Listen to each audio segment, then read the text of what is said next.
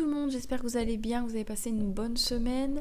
On va faire le brief donc un petit peu de ce qui s'est passé cette semaine, parce que ça fait un moment qu'on n'a pas tourné la vidéo. Je suis toujours malade, voilà, ça ne me quitte pas, donc c'est un petit peu compliqué. J'avais mis un message sur Twitter pour vous prévenir que voilà, on va un petit peu changer la fréquence des vidéos au niveau de l'analyse technique. Le temps que, en fait, tout simplement, il y a un peu plus d'activité sur les marchés. Parce que effectivement, avec le peu d'activité qu'il y a, faire une vidéo tous les jours sur l'analyse technique, du coup, vous avez vraiment des informations très redondantes de jour en jour.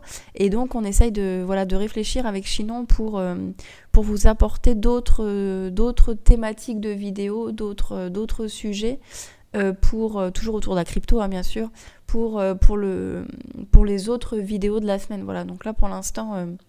on est un peu occupé là-dessus. Moi, en plus, je vous dis, je suis toujours malade, donc c'est un peu compliqué d'être en forme pour travailler. Mais on lâche rien, vous inquiétez pas. C'est juste que voilà, les vidéos d'analyse technique, je pense qu'on en fera peut-être 2 dans la semaine, histoire de faire un point. Sauf si vraiment il y a de l'activité que ça reprend. Là, bien sûr, on reprendra le rythme journalier, etc. Mais là, pour l'instant, vous le voyez assez bien sur le graphique ici, ça fait quand même depuis le 15 septembre, en gros un mois, qui se passe pas grand chose, et du coup on trouvait que c'était un petit peu dommage de faire des analyses techniques tous les jours qui sont très répétitives et très similaires. Donc on va changer un petit peu ça, on va essayer de s'adapter et vous offrir un peu d'autres contenus, voilà, tout simplement. Alors du coup, là pour la vidéo d'aujourd'hui, on va parler Bitcoin bien évidemment. On ira voir Ethereum, j'ai pas été voir la charte de l'Ethereum depuis un moment, donc on ira voir ça rapidement.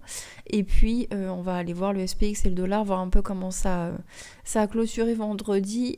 Et puis voilà. Alors côté Bitcoin, donc en daily, donc on voit que pour l'instant le gros support que j'avais matérialisé ici en rectangle sur une précédente vidéo, pour l'instant il tient.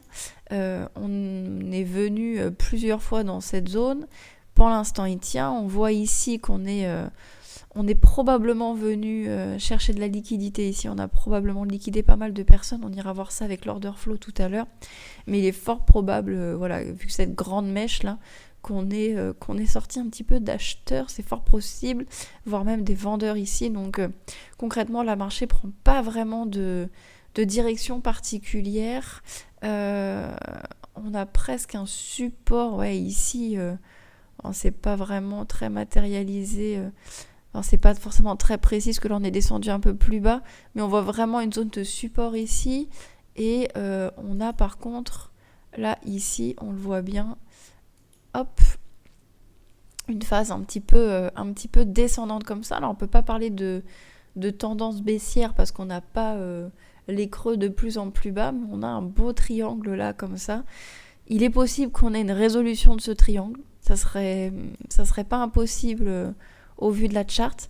Maintenant, pour l'instant, on n'a pas vraiment de direction donnée, même le MACD il donne vraiment aucune indication là depuis quelques jours.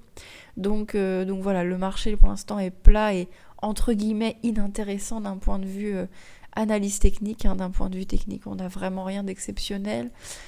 Côté Ishimoku, c'est rien d'étonnant. On a la Kijun et la Tenkan qui sont collés tellement rien ne bouge. Donc rien d'exceptionnel pour le coup. On va aller voir juste en weekly, tac, même si la clôture c'est ce soir pour cette semaine. On a toujours un MACD qui est vraiment côté acheteur, et ça c'est toujours la chose qui m'étonne le plus, c'est que même sur cette phase-là où on a quand même eu plutôt une descente, et bien on a quand même un MACD plutôt acheteur. Toujours cette belle divergence, elle ne bougera pas, donc ça peut supposer un retournement de marché, tout simplement, un retournement de situation. Maintenant, dans combien de temps, ça affaire à suivre. Juste aller voir en horaire. Qu'est-ce que ça donne? Hop. Alors, on va réagrandir tout ça. Hop. Ok, on avait eu des gros mouvements ici, là, de jeudi, où on avait fait une chute, puis une remontée, et réavalé pour retomber aux alentours des 19 000, la zone dans laquelle On tourne depuis un moment et depuis il se passe rien. Ok. Bon, ok, c'était juste pour aller voir de ce côté-là. Hop. Alors, on va aller voir rapidement l'order flow. Donc là, je m'étais mis en 4 heures. Les open interest ont pas... Il y a eu un petit peu de mouvement ici, mais ça reste quand même assez haut là depuis le 8-9 octobre, donc depuis quand même un petit moment, depuis une bonne semaine, voire même plus. Tac, tac, tac, je voulais aller voir là ce qu'on avait dit. Hop, peut-être me mettre en daily. Tac. Ok. Ouais, on a eu un petit peu de liquidation là sur les 2 journées, mais rien d'exceptionnel quand même. Le marché s'est pas gavé non plus de manière exceptionnelle ici. On a eu des plus fortes liquidations là, hein, ça se voit très clairement. Donc, hop, on va aller voir ça en horaire, voir un peu plus de détails. Tac. Attendez, je vais juste masquer, hop, le volume profile. Ok. Ouais, donc sur ces grandes bougies, ouais, on a eu un peu de liquidation, mais vraiment rien d'exceptionnel, hein. Le marché a pas tellement réagi d'ailleurs par rapport aux chiffres, hein, mercredi dernier et jeudi, par rapport aux chiffres de l'inflation, hein. Le Bitcoin n'a pas vraiment réagi, on ira voir les marchés traditionnels, mais le Bitcoin n'a pas vraiment réagi, les cryptos n'ont pas vraiment réagi. Ici, le ratio long short toujours côté long. On a un footing rate qui prend pas vraiment de direction particulière. On va voir en daily, mais je crois que c'est à peu près pareil. Hop. Hop. Ouais, ça prend pas de direction particulière. Ok, bon, rien d'exceptionnel. Et côté Kingfisher, alors là, j'avais sorti sur Binance. On a des liquidations possibles aux alentours des 20 000 et aux alentours des 18 jusque 14 000, voire même en dessous. On a vraiment des grosses liquidations en dessous. Et au nord, aux alentours des 20 000. Donc on pourrait aller revoir le Bitcoin sur ces niveaux de prix-là. Mais pour l'instant, il n'y a rien qui nous indique tout ça. De où ça va aller en tout cas. Ethereum, ok, c'est plat, pareil. Il y a eu la même mèche ici, là, de liquidation, mais c'est plat exactement pareil. Donc rien d'intéressant, rien de plus en réalité sur l'Ether. Il n'y a rien de... Hop, non, vraiment, c'est similaire. Ok, SPX. Ok, SPX, il a continué les M dans les M. On avait fait une grosse journée jeudi haussière, mais qui a été quasiment complètement ravalée, quasi, hein, par vendredi. On voit qu'on travaille à une petite zone de support ici, là. Hop, je serais étonnée. Ah oui, c'est la zone dont on avait parlé ici. Hop, si on dézoome un petit peu le graphe, on voit que c'était une zone qui avait été retravaillée ici en octobre 2020 et on vient la retravailler ici. Pour l'instant, elle sert de support. Donc à voir si elle casse, hein, tout simplement, si elle break, hein. Donc si on continue nos M dans nos M et qu'on vient breaker cette zone ici, ou alors tout simplement, eh bien, cette zone va servir pour soit consolider un temps, soit repartir à la hausse. Pour l'instant, on n'a pas plus d'infos que ça, mais en tout cas on est sur une zone où on va travailler un petit peu, le prix va travailler un peu ce lieu-là. MACD qui prend pas de direction particulière, là depuis mercredi, donc depuis les chiffres concrètement. Ah non, même avant, mercredi 12, je dis des bêtises. Donc même un petit peu plus longtemps.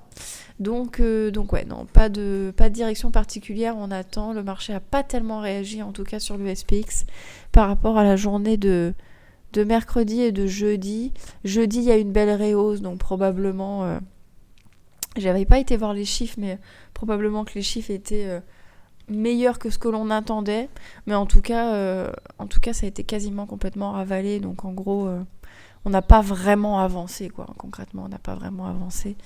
Et notre dollar qui continue il continue son ascension, hein, avec ses W dans les W, peut-être encore un W.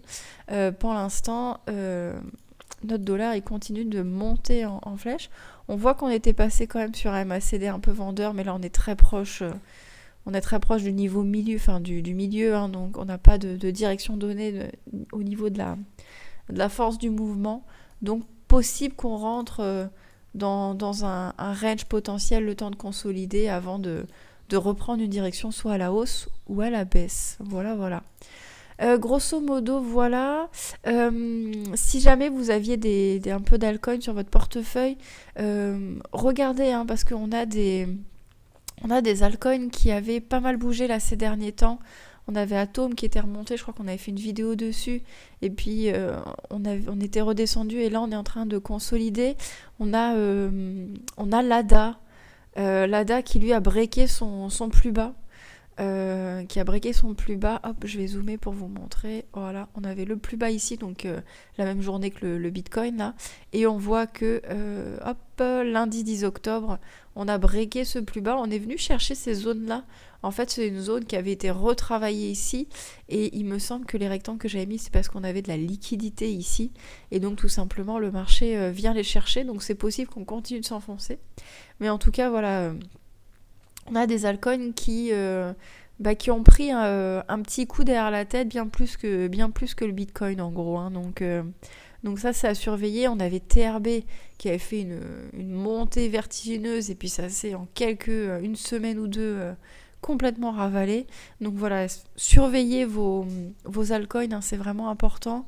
On a également le Matic qui lui reste fort pour le coup, un peu à l'image du BNB. Donc le Matic, je rappelle, hein, c'est pour la blockchain Polygon. Donc là, pour le coup, on n'est pas du tout venu rechercher les plus bas, pas du tout. On est bien plus fort pour l'instant que le Bitcoin, et on consolide là dans cette zone de rechargement pour le Matic. Voilà. Donc l'idée, voilà, c'est pas de faire une analyse technique la complète de chaque altcoin, mais en tout cas, juste un petit mot. Pour vous dire surveillez, parce que les altcoins là sont pas tous complètement corrélés au Bitcoin, et si jamais vous pouvez prendre quelques profits, ou que vous pouvez recharger si vos stratégies étaient de recharger, et bien surtout n'hésitez pas. Voilà. Et écoutez, je crois que j'ai à peu près tout dit. On refera sûrement une vidéo début de semaine prochaine, à voir comment les marchés vont se comporter en début de semaine. Et sur ce, je vous souhaite un bon dimanche, et je vous dis à très bientôt.